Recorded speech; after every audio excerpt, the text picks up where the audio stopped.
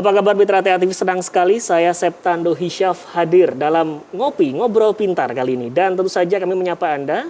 Apa kabar Anda hari ini? Tetap sehat dengan selalu menerapkan protokol kesehatan, menjaga jarak, hindari kerumunan, memakai masker, dan juga mencuci tangan menggunakan sabun, menggunakan air mengalir. Kita putus penularan COVID-19. Tentu saja Mitra TA TV, apabila kita melihat perjalanan di tengah pandemi, banyak sekali tantangan yang terjadi. Dan kita bersyukur tentu saja setiap hal yang kita hadapi hingga menuju akhir tahun 2020 ini nampaknya harus betul-betul kita syukuri. Dan kali ini kita akan membahas khusus untuk generasi muda kita.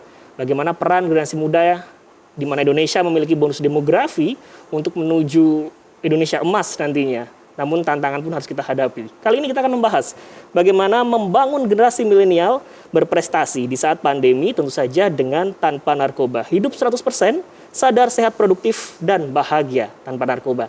Dan hadir dalam kesempatan kali ini bersama kami, Direktur Jenderal Informasi dan Komunikasi Publik Kementerian Kominfo Republik Indonesia, Profesor Dr. Widodo Muktio SDMKom, sudah bersama kami. Prof, senang sekali sudah hadir. Terima kasih. Selamat. Apa kabar? Sehat-sehat, Prof? Baik, baik.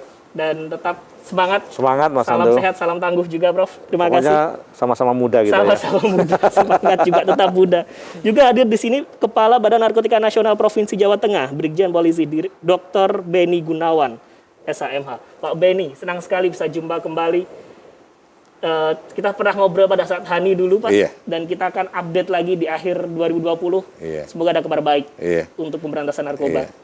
Dan tentu ini menjadi hal yang harus kita tetap update kepada pemirsa, khususnya yang memiliki generasi muda atau bahkan kita sendiri.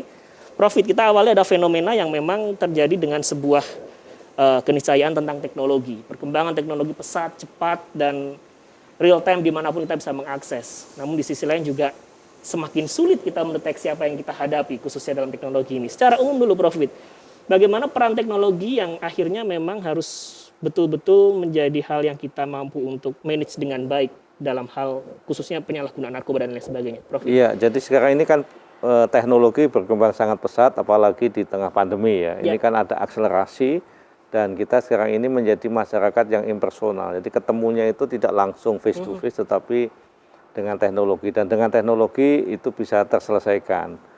Itu yang pertama. Yang kedua juga implikasinya dengan pandemi ini adalah gaya hidup kita ini baru. Betul. Yaitu gaya hidup yang mengedepankan kesehatan. Sehingga di tengah pandemi ini siapapun kita dituntut untuk punya kesadaran yang meningkat terkait dengan kesehatan. Termasuk kesehatan jiwa juga, karena justru yang sulit kan kesehatan jiwa ya di tengah kita harus banyak di rumah, kita mengeliminir interaksi sosial, kita hanya ketemu dengan keluarga. Ini tentu akan ada tekanan-tekanan psikologis yang itu mesti kita waspadai bersama-sama. Oleh sebab itu, teknologi dengan kesehatan ini menjadi sesuatu yang harus saling menguatkan. Dan itu harus kita edukasi terus. Dan ini memang peran keluarga juga menjadi hal yang prioritas juga. Betul, karena mengetahui. Dulu kan kampus, sekolahan, sekarang kan orang tua yang menjadi teman belajar kita. Dan ini membutuhkan satu kesadaran bersama, termasuk juga bagaimana kita memberikan satu solusi-solusi bahwa dengan teknologi itu kita bisa memilih yang positif, memilih yang menguntungkan kita, bukan kemudian kita wasting time ya, menghabiskan waktu, karena dengan teknologi kan kita di rumah akhirnya menjadi malas, menjadi mager ya, malas gerak gitu ya.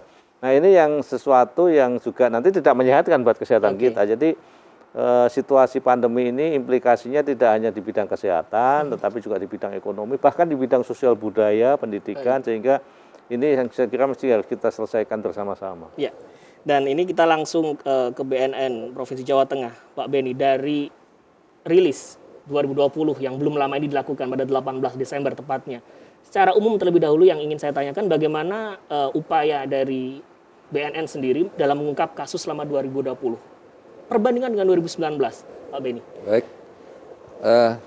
kita lihat dari angka penanganan kasus bila dibandingkan dengan tahun 2019, ternyata situasi pandemi COVID-19 ini malah semakin meningkat. Justru semakin meningkat. Kita tahu bahwa modus operandi yang banyak kami ungkap adalah melalui ekspedisi. Di mana ekspedisi itu menjadi satu-satunya alat transportasi yang waktu itu kita berlakukan PSBB. Ya. Nah, kita menggandeng ekspedisi itu untuk koordinasi agar supaya setiap ada barang-barang yang mencurigakan untuk melaporkan kepada kita. Dan alhamdulillah dari apa yang kita ungkap ini ternyata lebih dari 50% melalui ekspedisi tersebut. Oke. Jadi tahun kemarin dengan tahun ini pandemi lebih meningkat dari tahun-tahun sebelumnya. Ini yang sangat kita terus terang aja sangat kritis dengan situasi seperti ini, karena memang saat ini masyarakat dalam keadaan stres ya. Kemudian juga seperti yang disampaikan oleh Prof. Widodo tadi, memang peran orang tua ini sangat penting dalam hal ini, karena justru sekarang ada juga modus operandi justru dari keluarga sendiri yang mengedarkannya. Justru di lingkungan ini keluarga. Sangat berbahaya sekali, bahkan ibu-ibu rumah tangga. Nah ini situasi pandemi COVID ini banyak sekali kreativitas pengungkapan kasus yang dapat kita ungkap dengan cara-cara yang bisa mengelabui petugas. Yaitu supaya tidak kelihatan ganja bagaimana? Ternyata dicampur dengan kue, brownies, cookies, dan sebagainya. Oke. Itu tepat pada saat Juni kita bahas pada saat hari ini, kita ada kekhawatiran bagaimana dampak ekonomi pun bisa akhirnya merambat ke pengedaran gelap dan lain sebagainya. Apakah dari analisa sejauh ini BNN, dampak ekonomi, kemudian stres di tengah pandemi ini menjadi salah satu analisa juga bahwa itu menjadi hal yang menjadi meningkatan di sini, Pak Beni? Betul. Seperti yang saya ungkapkan pada saat itu, ternyata situasi pandemi itu tidak terlepas dari faktor ekonomi dan kesehatan. Kami berikan contoh, katakanlah seperti artis yang saat itu mungkin mendapat job pekerjaan yang banyak, di mana-mana ada, situasi itu menjadi menganggur. Nah, pada saat itu keadaan stres seperti itu, maka pengedar melihat momentum seperti itu. Dia berusaha untuk masuk ke dalam lingkungan mereka dan mengajak mereka untuk ikut mencoba. Ya, ada pelampiasan yang negatif, dia melakukan seperti itu. Nah, belum lagi faktor ekonomi di sini banyak sekali para pengangguran. Kemudian mereka dengan berposisi sebagai kurir, dia mendapatkan uang banyak dengan pekerjaan yang gampang. Nah, inilah antara kesehatan dan ekonomi ini saling bersinambungan. Baik, ini yang memang harus kita jadikan catatan ya. Artinya memang pemerintah tetap mengedepankan kesehatan dan ekonomi dalam sisi yang positif. Tapi apabila dalam sisi negatif ini juga termasuk pelanggaran juga, kira-kira seperti itu Pak Beni. Profit dari perjalanan yang ada sebetulnya di Indonesia ini, supaya tantangan di narkoba nampaknya terus menjadi hal yang menjadi prioritas juga. Bagaimana sekali lagi kita sampaikan di awal tadi, bonus demografi kita luar biasa. Kita punya generasi muda, tapi sekali lagi yang menjadi sasaran utama narkoba pun juga generasi muda. Profit yang mungkin dekat dengan generasi muda juga sejauh ini. Bagaimana ini menanggapinya? Kalau kita lihat dari sisi angka ya, generasi Z sama generasi Y itu kan 61%. Ya. Angkanya cukup tinggi dan ini sebenarnya harapan kita, bonus demografi jangan sampai menjadi beban, tetapi menjadi nilai positif produktivitas. Termasuk juga di tengah pandemi ini kan ada lagi di samping bonus demografi adalah digital dividend. Jadi dampak dari digitalisasi ini ada keuntungan-keuntungan buat masyarakat untuk bisa meningkatkan apresiasinya, terutama generasi muda yang aksesibilitasnya tinggi terhadap informasi. Namun demikian, jalan virtual atau jalan digital yang sudah dibuat dengan demikian besar anggaran dari pemerintah itu jangan sampai kemudian disalahgunakan. Seperti tadi, ada pasar ini, orang stres, artis-artis pada stres, biasanya kalau stres seperti itu, transaksinya lewat virtual, dan itu yang menjadi tantangan kita dan harus kita waspadai bersama-sama. Nah, ini tentu yang akan kita bahas di segmen selanjutnya. Tentu saja ketika selama ini Kominfo pun juga sangat getol dalam screening atau melakukan sebuah penanganan untuk hoax dan lain sebagainya di dunia digital. Apakah ini juga dilakukan khususnya dalam men-screening informasi-informasi tentang narkoba? Kita akan bahas di segmen selanjutnya, Pak Benny juga. Kita akan lanjutkan setelah yang satu ini. Tetaplah bersama kami di Ngopi Asik atau Ngobrol Pintar bersama Kominfo.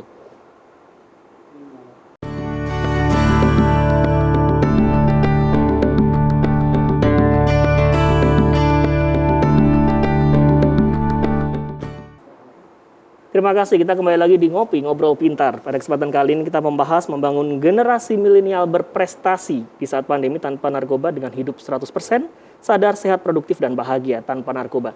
Dan masih bersama Dirjen Informasi Komunikasi Publik Kementerian Kominfo Republik Indonesia dan juga Kepala BNN Provinsi Jawa Tengah. Kita lanjutkan, Profit, tadi sempat memang peran media digital khususnya yang dekat sekali dengan generasi muda kita. Apakah dalam hal ini Kominfo pun juga ada upaya dari cyber army-nya untuk men-screening itu, informasi-informasi? Kita punya strategi dari hulu sampai hilir. Oke. Ya. Kalau dari hulu itu literasi, edukasi kepada semua komponen masyarakat. Tadi Pak Benny menyampaikan ternyata yang menyalahgunakan narkoba itu malah ibu-ibu. Gitu ya. Ini bagian juga dari literasi kami untuk menggunakan digital device atau alat-alat digital itu untuk kepentingan yang positif. Nah, sampai pada hilir itu eksekusinya, artinya bagaimana kita kemudian men-take down gitu ya. Dan sekarang take down itu hal yang biasa karena memang fungsi negara itu melindungi kepentingan masyarakat supaya masyarakat tidak salah terhadap informasi yang nuansanya racun ya, nuansanya justru mengganggu pikiran kita. Nah, ini sama-sama kita laksanakan dan tentu cakupannya tidak hanya di bidang pandemi ini kesehatan saja, tidak, justru baru saja ini Massachusetts Institute of Technology itu menyebutkan ternyata 6 kali lipat angka berita-berita yang hoax, yang tidak bagus, yang mempengaruhi masyarakat. Artinya masyarakat itu ya melihat yang berita yang jelek itu lebih senang dan itu lipatannya banyak, sehingga buat kita semuanya yang masih mengedepankan kebaikan, yang mencerahkan itu butuh kerja yang ekstra untuk menghadapi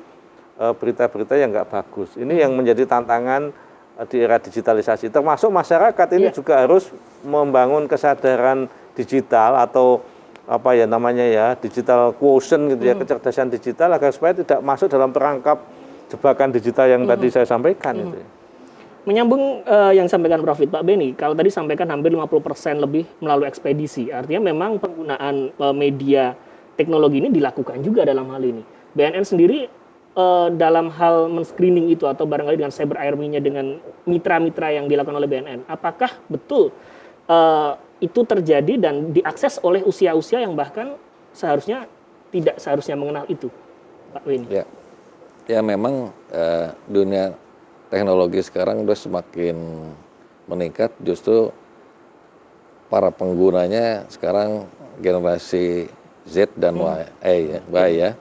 Nah, berkaitan dengan hal tersebut memudahkan market ya, di mana pada saat kami mengungkap kasus-kasus tentang brownies, cookies itu justru berani dengan membuat mengedarkan, memperdagangkan melalui Shopee, melalui market yang ada di teknologi itu, dengan aplikasi itu. Nah, ini yang sulit mungkin untuk dideteksi oleh kita ya. Bahkan kita sendiri sempat dikelabui gitu karena kita mencurigai bahwa hal itu dari masyarakat. Ya, kalau tanpa bantuan, tanpa dukungan dari seluruh masyarakat, instansi baik pemerintah maupun swasta, kita juga tidak bisa berbuat apa-apa. Nah, inilah yang kami menghimbau bahwa memang dunia digital ini bisa menguntungkan dan bisa merugikan juga gitu. Nah, untuk itu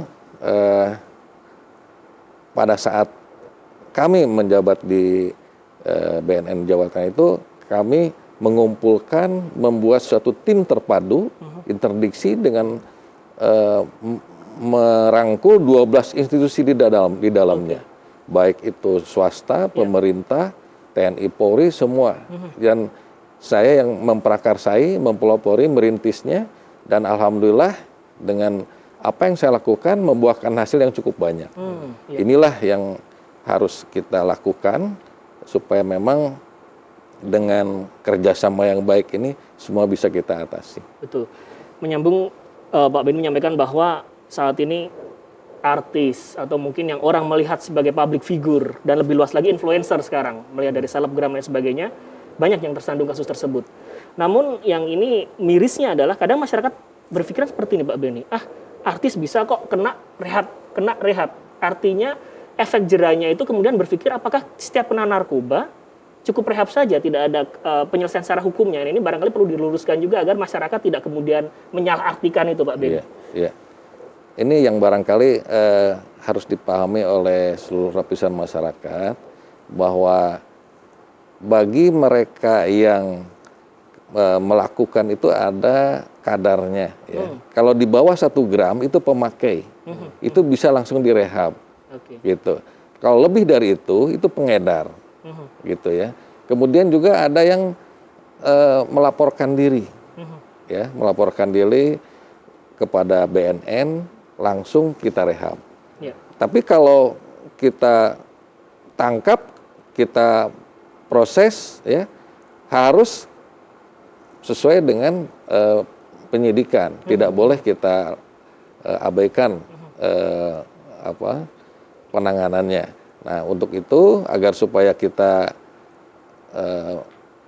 ingin masyarakat itu langsung direhabilitasi, sebaiknya masyarakat itu segera melaporkan diri kepada BNN dan ada anggarannya untuk rehabilitasi itu. Nah, ini yang belum banyak dipahami oleh masyarakat dan kita harus selalu bersosialisasikan hal tersebut. Dan kemudian juga yang tadi disampaikan batasan-batasan tadi antara pemakai dan pengedar, dan di samping itu juga bahwa setiap penanganan kasus narkoba itu meskipun yang melaporkan diri ataupun tidak sesuai dengan penyidikan, diiringi dengan rehabilitasi. Berbeda dengan kasus-kasus yang lain. Karena narkoba itu ada yang harus ditolong, ada yang harus ditindak. Nah, yang harus ditolong ini orang-orang yang coba-coba pakai, orang yang baru terpengaruh, gitu loh. Tapi kalau orang yang sudah memang pemain, sindikat, retail dan sebagainya, itu harus kita tindak tegas dan bila perlu kita hukum mati, gitu. Dan selama tahun 2020 ini kita sudah melakukan penyidikan dan dengan vonis 2 orang hukum mati. Yaitu kasus di Solo sebanyak 200 gram sabu-sabu, kemudian yang ada di penanganan kasus di Semarang kasus 50 kg ganja. Nah, ini upaya-upaya yang harus kita lakukan supaya membuat efek jerak masyarakat. Baik, artinya ada pemahaman yang harus dimengerti juga, tapi sekali lagi apapun itu mencoba pun jangan. Artinya itu yang harus kita sadari bersama, kira-kira seperti itu Pak Benny. Prof tadi menyampaikan hulu sampai hilir memang harus ada upaya di situ secara keseluruhan. Kalau berbicara dari lingkungan edukasi sendiri dengan jarak tadi disampaikan 2020 meningkat karena memang edukasi pun bisa dikatakan kembali ke keluarga. Apakah artinya ini menandakan bahwa keluarga di Indonesia belum cukup mengerti putra-putrinya? Ya, ini tantangan sosiologis buat keluarga ya. Selama ini kan sebelum pandemi itu kita melihat mendidik anak itu diserahkan oleh sekolahan, oleh kampusnya. Dan seolah-olah bekerja itu segala-galanya buat ayah ibunya gitu ya. Nah, ini sebenarnya mengingatkan pada kita, bahkan hari-hari terakhir kemarin Kementerian Pan-RB itu sudah mencanangkan bahwa PNS itu tidak harus masuk full. Artinya bahwa tidak masuk full tapi lewat work from home itu bukan kemudian hanya work saja, tetapi juga justru ini bisa kita ambil pendampingan terhadap generasi mudanya. Ini tantangan-tantangan paradigma baru di dalam masa pandemi ini untuk bisa memerankan bahwa pendidikan keluarga itu ya tanggung jawabnya orang tua. Ini saya kira penting buat kita semuanya. Itu yang pertama. Yang kedua juga memang masyarakat kita ini butuh edukasi yang yang positif terkait dengan dampak-dampak tadi. Misalkan di Jawa Tengah saja ada 2 yang dihukum mati ya Pak ya.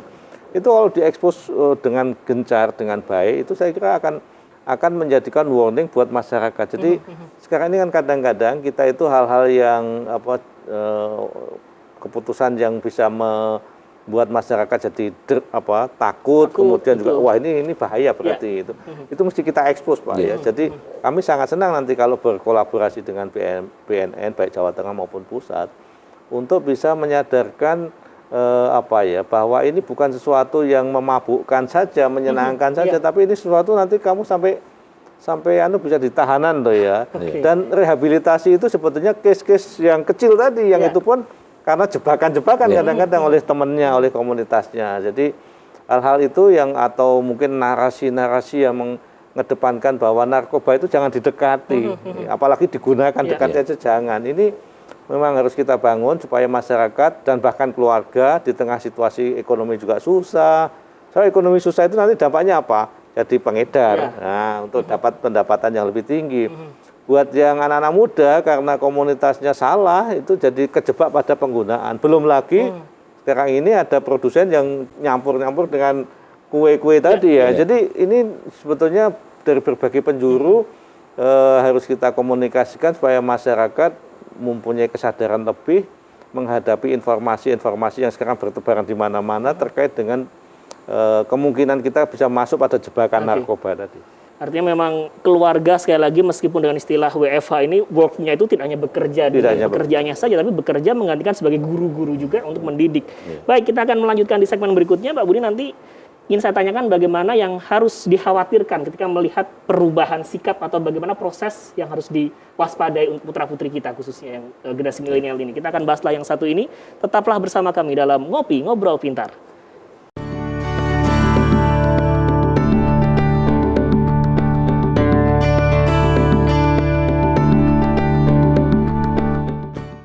Terima kasih Anda masih bersama kami dan kita melanjutkan kembali untuk perbincangan kita hari ini masih bersama Profesor Dr. Widodo Muktio, Direktur Jenderal Informasi dan Komunikasi Publik Kementerian Kominfo Republik Indonesia dan juga Brigjen Polisi Dr. Beni Gunawan, Kepala BNN Provinsi Jawa Tengah. Dan tentu saja sudah kita bahas di 2 segmen sebelumnya fenomena yang terjadi barangkali mengagetkan kita banyak hal termasuk di Solo sendiri ini Pak Beni yang baru saja diungkap bahwa transaksi pun bisa melakukan atau dilakukan di pusat pasar modern juga ditempatkan di satu titik kemudian diambil juga di situ sehingga memang sangat berani sampai melakukan sampai sejauh itu. Nah, yang ingin saya tanyakan Pak Beni sebelum jeda tadi, apa yang kita harus lakukan ketika mungkin putra-putri, kakak atau saudara kita bahwa itu patut dan layak diwaspadai dari perilakunya atau tingkah lakunya bahwa memang sepertinya sudah mengenal atau bahkan sampai mencoba narkoba. Apa yang harus diwaspadai Pak Beni?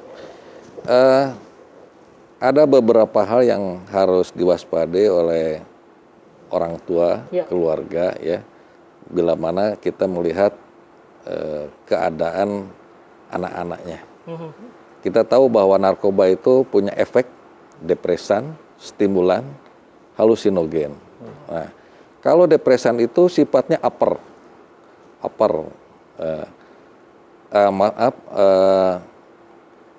donor. Jadi dia banyak berdiam diri, kemudian menyepi, dia takut untuk bergaul dan bersosialisasi. Nah, kalau stimulan itu dia gembira, dia hiperaktif. Bahkan mohon maaf nih, dia yang banyak bicara. Ada orang-orang yang suka berbicara yang berlebihan, yang berani menyampaikan segala itu sifat stimulan. Nah, kalau yang halusinogen ada sifat keduanya itu, yang bisa juga stimulan, bisa juga bisa berdiam diri atau bisa bergerak dia halusinogen ini. Nah, inilah yang ciri-ciri yang bisa kita lihat baik dari perilakunya, kemudian dari gaya bicaranya, gaya bicara kalau dia ada pelo sedikit, nah itu mungkin bisa kita kategorikan dari perilaku tadi, ya, kemudian juga dari hal-hal lain, dari kesehariannya yang tadinya biasanya seperti ini kok jadi berubah. Ada perubahan. Kemudian juga mungkin dalam belajarnya menjadi menurun. Nah, ini dari survei yang kita lakukan selama ini, ternyata faktor yang paling dominan dari seluruh ini bisa terjadi adalah faktor pergaulan. Pergaulan. Okay. Pergaulan yang nomor satu dari sekian itu. Kadang bila mana tidak diajak mau itu, katanya ketinggalan zaman, nggak punya gaya hidupnya, nggak gaul dan sebagainya. Bahkan juga dicekokin, begitu dianya tidak ada dimasukin. Okay. Yang bersangkutan tidak tahu bahwa itu dimasukin, gitu. Nah, untuk itu saya berharap bahwa kita harus menjaga pergaulan kita dan di samping itu juga kita harus waspada menghadapi hal seperti itu. Nah, dari kasus-kasus yang banyak terjadi dikaitkan dengan Kominfo ini kalau generasi Z dan Y ini sangat dominan dalam menyebarkannya. Karena kita generasi X ini kan sudah malas dengan gadget ya, gitu. Nah, ini luar biasa ini. Via gadget ini sangat luar biasa. Dan ini bisa dikategorikan marketnya yang cepat, ya, bahkan berani dalam penyebarannya. Demikian. Kemudian sejauh mana BNN Provinsi membuka pintu ketika ada barangkali orang tua atau barangkali teman ingin sekedar melaporkan bahwa atau memang ada itikat buat ini anak saya seperti ini, apa yang harus saya lakukan? Apakah BNN ada membuka pintu untuk itu, ada pelayanan seperti apa? Ya. Pak Beni? Kita sering melakukan sosialisasi kepada setiap kita melakukan pencegahan, penyuluhan di mana-mana. Masyarakat jangan takut untuk melaporkan diri. Bahkan itu kita lindungi, ya.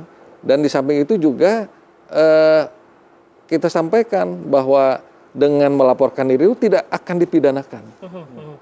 Kita jamin tidak akan dipidanakan.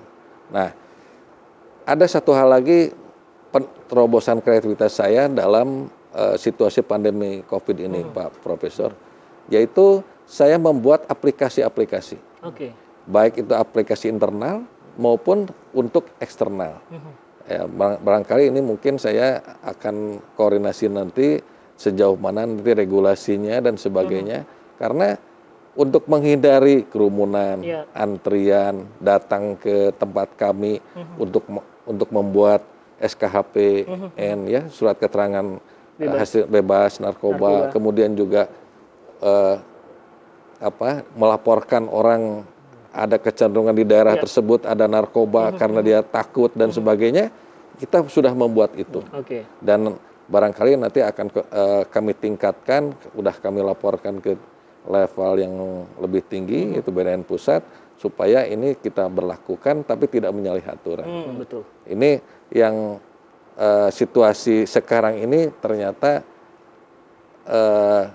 membuat kita lebih banyak mencari terobosan. Bahkan juga ada yang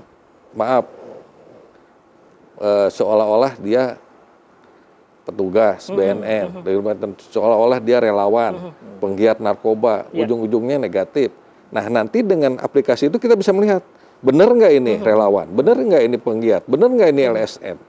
Nah, itu aplikasi itu dalam genggaman kita bisa bawa kemana-mana sehingga memudahkan operasional kita. Baik, menarik Prof. Wid, ketika pengedaran pun menggunakan digital, artinya melawan pun juga menggunakan hal yang aplikasi digital juga.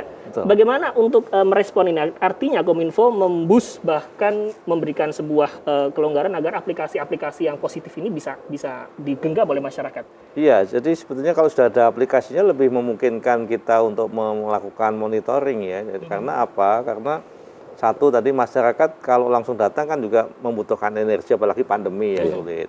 Tetapi dengan aplikasi itu akan bisa memudahkan pelaporan partisipasi publik. Yang kedua juga tidak kelihatan seolah-olah yang laporin saya gitu. Psikologi ya, psikologi melaporkan membahayakan dirinya. Membahayakan dirinya itu kan penting.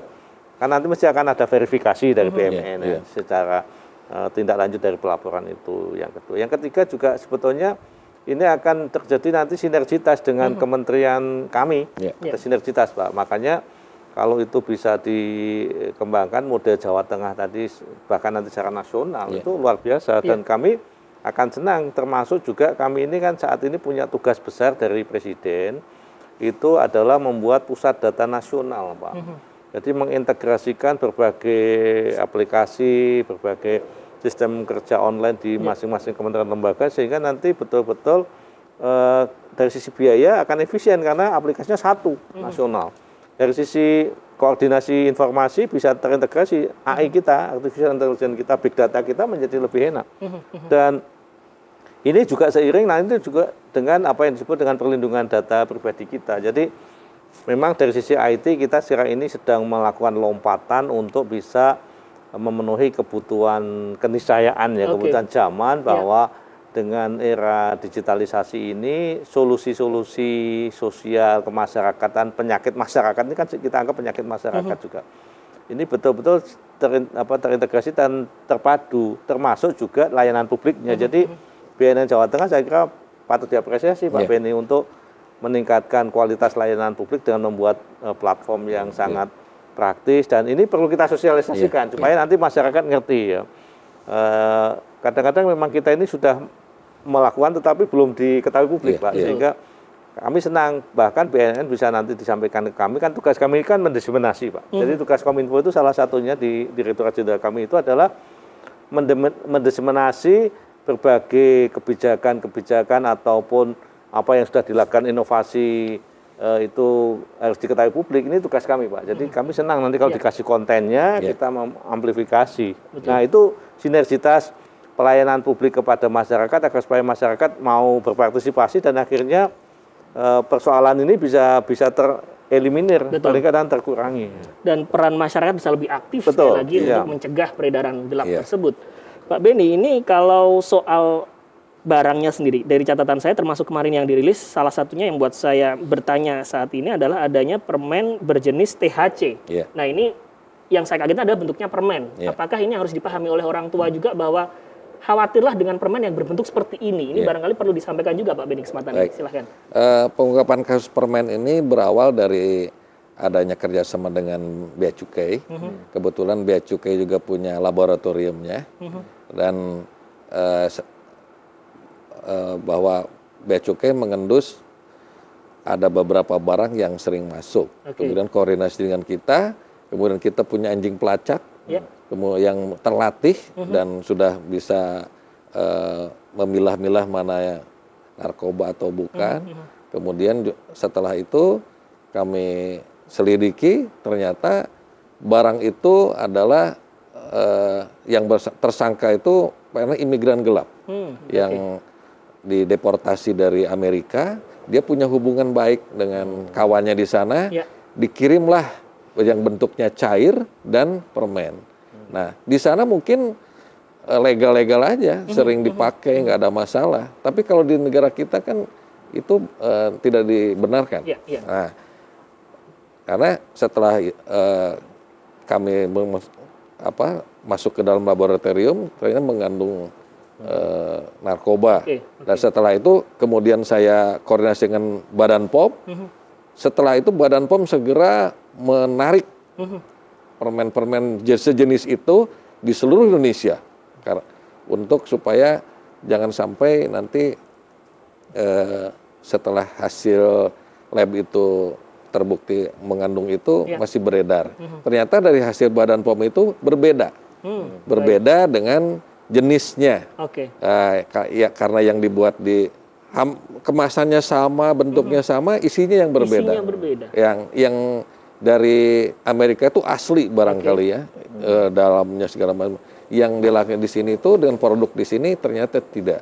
Jadi kemarin sempat juga akan diedarkan, tapi berhasil kita ungkap, gitu. Nah, kemudian kami menambahkan ke Pak Profesor tadi berkaitan dengan aplikasi ini, Pak. Baru saja BNN Provinsi Jawa Tengah ini mendapatkan anugerah WBK sebagai baru pertama ini BNN meraih WBK di lingkungannya, dan salah satunya adalah BNN Jawa Tengah. Selamat. Berdasarkan program-program unggulan kita itu salah satunya aplikasi itu, Pak. Namanya aplikasi BOS, itu BNN One Stop Service. Nah, salah satunya juga kita bisa mengungkap kasus, begitu tersangkanya kita share segala macam, jaringan mana ini? Internasional, nasional. Nah, begitu itu kita lihat jaringan nasional, internasional, semua pegawai kita bisa mengakses dan melihat keterlibatannya. Itu dari segi bidang pemberantasan masuk, segi pencegahan juga ada, kemudian dari rehabilitasi, semua kita lihat agar supaya tidak hanya bagian satu bidang aja yang mengetahui informasi itu, tapi semua bagian. Semuanya bisa mengetahui. Dan ini sedang kami usulkan supaya seluruh BNN bisa mengikuti seperti kita. Karena BNN Provinsi Jawa Tengah dengan BNN Kota Kabupaten yang ada di Jawa Tengah ini sudah connect, Mas. Sekarang. Udah connect. Jadi satu sama lain bisa melihat. Sudah saling terintegrasi di sini. Tidak hanya BNN saja, termasuk ada desa kelurahan bersinar. Nah, ini yang kita akan bahas di segmen terakhir. Rafid, kita masih ada satu segmen terakhir lagi. Tetaplah bersama kami di Ngopi Ngobrol Pintar.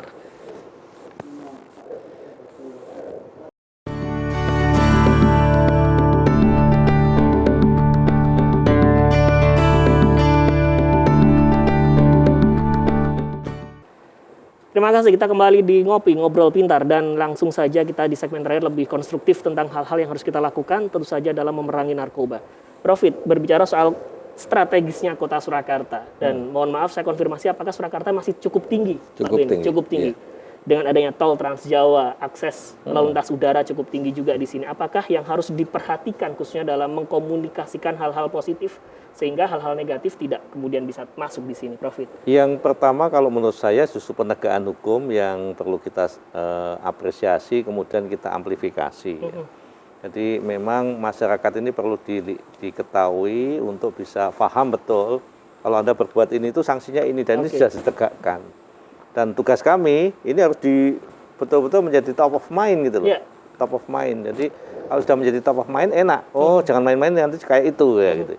Yang kedua yang juga tidak kalah pentingnya adalah preventif ya. Jadi pencegahan dari sisi paling kecil lah, di keluarganya, di komunitas desanya, dan itu menjadi bagian dari, kalau di kami ada namanya KIM, kelompok informasi masyarakat ya. Memang belum ada, Pak, kelompok informasi masyarakat bidang narkoba. Kami belum mengapresiasi, tapi yang kami bina itu ada ratusan KIM, itu macam-macam. Ada kelompok informasi tukang cukur, kelompok informasi pekerja migran, dan macam-macam. Nah, sebetulnya nanti akan kita coba kolaborasikan bagaimana KIM ini juga melakukan inovasi terkait dengan kelompok informasi anti narkoba. Meskipun ini BNN tinggal kita adopt gitu ya. Yang kedua juga kami punya PIP, penyuluh informasi publik. Nah, penyuluh informasi publik itu adanya memang di 3T ini ya, di 3T, daerah 3T. Tetapi kalau ini bisa kemudian menjadi model yang kami kolaborasikan, melekat pada tokoh masyarakat, tokoh agama di desa-desa, dan kita titipin program. Nah, sebetulnya kalau tadi saya sampaikan ke Pak Beni, kolaborasi itu bisa melekat ke situ. Misalkan kita titipkan di PIP itu, penyuluh informasi publik ini, program narkoba. Nah, ini yang juga sekali lagi memang bangsa kita ini besar, bangsa kita ini sangat heterogen, sehingga membutuhkan kolaborasi sinergi antar kementerian, lembaga, badan ini supaya nanti betul-betul kita kerjanya bisa efektif, Mas. Nah, ini menyambung dengan program-program itu juga, termasuk tadi saya menyampaikan ada desa atau kelurahan bersinar, bersih narkoba. Ini program ini sejauh apa, Pak, untuk di Jawa Tengah, Pak Beni? Jadi program desa bersinar itu bersih dari narkoba adalah program dari BNN Pusat, di mana kita tahu bahwa sekarang ini penyebaran narkoba itu ke desa-desa. Nah, desa-desa, justru desa kelurahan ini harus kita waspadai. Karena banyaknya pelabuhan tikus, kemudian desa yang tidak mengerti tentang pengetahuan harus kita bina, dan di samping itu juga satu daerah yang katakanlah daerah preman, yang di situ sulit untuk kita jangkau, kita harus masuk dengan memperdayakan masyarakat setempat supaya mereka produktif, dia dengan melakukan kegiatan-kegiatan, dia kemudian membuat kerajinan-kerajinan yang menghasilkan, sehingga terjauh dari kegiatan-kegiatan penyalahgunaan narkoba itu. Sejauh ini sudah ada berapa untuk jumlah itu untuk Jawa Tengah? Di Jawa Tengah ini ada yang jadi sasaran sekarang ada 5. Oke. Kebetulan di Solo juga termasuk Solo jadi termasuk? sasaran. Oke. Kalau nggak salah daerah timuran apa mana, lupa saya. Itu juga menggandeng anggarannya dari BUMN. Baik. Jadi Pak KBNN RI menggandeng BUMN untuk menganggarkan Desa Bersinar ini. Kalau sudah desa ini terbebas dari narkoba, kita beralih kepada desa-desa lain dan seterusnya. Ya. Itu yang dilakukan sekarang ini. Nah, ini sekaligus untuk konklusi dari perbincangan kita, Pak Beni, yang menjadi harapan khususnya kepada masyarakat dalam memahami sebuah peredaran gelap, penyalahgunaan, terlebih yang terbaru juga oknum-oknum yang terlibat, yang terbaru ini. Apa yang mestinya masyarakat pahami tentang urgensi bahwa siapapun kita perangi, siapapun kita lawan, khususnya dalam penyalahgunaan dan peredaran gelap narkoba. Harapannya Pak Beni. Ada 3 hal yang ingin disampaikan dalam pesan kesempatan ini. Ya. Yang pertama, bahwa narkoba itu bukan hanya tugas BNN, bukan hanya tugas Polri, tapi menjadi tanggung jawab kita semua. Oleh karena itu, saya berharap kepada seluruh lapisan masyarakat agar supaya memberikan informasi yang sebaik-baiknya kepada kita dan akan kita tindak lanjuti. Kita punya beberapa konten yang harus diketahui dan nanti akan kita tindak lanjuti apapun informasi tersebut. Kemudian yang kedua, dari kasus-kasus yang selama ini kita lihat, yaitu adanya kecenderungan di lingkungan keluarga. Oleh karena itu, sebelum kita melakukan hal-hal kepada orang lain, mulai dari diri sendiri, keluarga, baru pada orang lain. Nah, ini yang harus dilakukan oleh kita. Dan yang ketiga adalah kami mengajak selama ini bahwa BNN selalu dengan perangi narkoba, jangan jauhi narkoba. Ini kita mempunyai alternatif lain. Dengan hidup 100%, cara sadar, sehat, produktif, dan bahagia. Nah, bagaimana menyikapi hal yang saya sampaikan tadi? Kita tahu bahwa hidup 100% adalah hidup yang utuh, hidup yang sebenarnya, hidup yang betul-betul kita nikmati, yaitu kita dengan cara sadar bahwa yang menyimpang, hal-hal yang kurang baik harus kita jauhi. Dengan kita menjauhi hal-hal yang jelek, dengan kesadaran kita yang tinggi, maka kita akan sehat. Tentu dengan kesehatan kita yang prima, kita akan produktif. Dan apabila kita sudah produktif, kita akan bahagia. Demikianlah alternatif yang disampaikan oleh pimpinan kita berkaitan dengan program hidup 100% itu. Kita melakukan suatu alternatif mengajak pada masyarakat supaya mudah dipahami.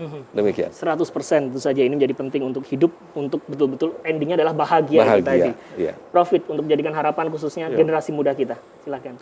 Goalnya memang harus kita capai ya tadi ya, hidup bahagia tadi. Dan ini persoalan perubahan perilaku, perubahan budaya masyarakat untuk bisa hidup bahagia dan 100% terhindar dari narkoba ya. Sehingga kalau dari sisi kami kan bagaimana kemudian konsep-konsep ini bisa dilaksanakan di level semua masyarakat, terutama masyarakat yang rentan. Rentan itu misalkan dari sisi ekonominya masih bermasalah, kemudian rentan dalam pergaulannya juga masih bermasalah, mudah. Ini kayaknya teman saya ini bukan teman yang untuk baik-baik gitu ya. Nah, ini juga rentan, termasuk juga yang ketiga adalah tantangan kita semuanya, bagaimana kita membuat suatu ekosistem di mana di dalam persoalan-persoalan ini penanganannya bersama. Saya setuju tadi memang kita tidak hanya BNN saja, pasti tidak mungkin, Polri saja juga pasti tidak mungkin. Kita semua masyarakat, bahkan juga pemuka-pemuka agama, pemuka-pemuka masyarakat yang punya pengikut banyak, ini mestinya juga jangan mengabaikan narkoba, karena narkoba itu musuh kita, musuh bangsa kita, dan jangan sampai kita masuk kena hegemoni internasional. Kalau mau menjatuhkan Indonesia itu ya 15 tahun, 10 tahun itu narkoba dulu, supaya generasinya nanti tidak berkualitas, rusak. Jadi ini yang harus kita menjadi kewaspadaan nasional dan kita komunikasikan secara nasional juga. Baik, sekali lagi terima kasih untuk Dirjen IKP Kementerian Kominfo Republik Indonesia, Profesor Dr. Widodo Muktio SMKOM. Terima kasih sudah hadir. Kemudian juga Kepala BNN Provinsi Jawa Tengah. Terima kasih Brigjen Polisi Dr. Beni Gunawan SHMH. Terima kasih sekali lagi. Dan tentu saja ini menjadi hal yang sangat penting bagi Anda. Apabila kita generasi muda yang memang sangat dekat dengan dunia digital, saya ajak Anda untuk follow Instagramnya BNN Jawa Tengah. Nah, ini informasi juga pasti harus didapat dari sumber yang terpercaya.